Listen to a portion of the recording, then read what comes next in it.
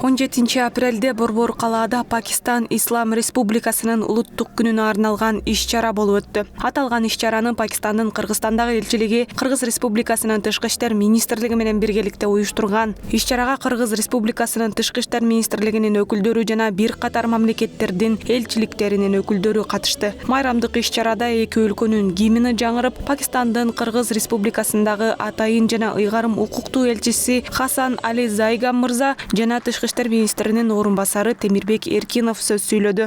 Урматтуу бүгүнкү салтанаттын катышуучулары, Кыргыз Республикасынын Тышкы иштер министрлигинин жана жеке өзүмдүн атымдан сизди элчилик жамаатын ошондой эле достук мамиледеги Пакистан Ислам Республикасынын бүткүл элин улуттук майрамы Пакистан күнү менен чын жүрөктөн куттуктайм. Бүгүн эки тараптуу кызматташуубуз достук, өз ара урматтоо жана колдоо алкагында туруктуу өнүгүп келүүдө.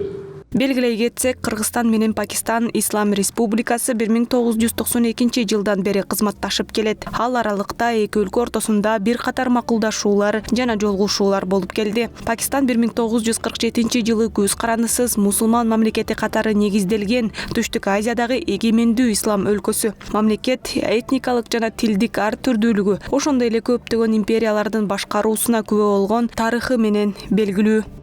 Гүлчөрө Казымкулов, Асель Сюркул кызы, Азия ТВ, Бишкек.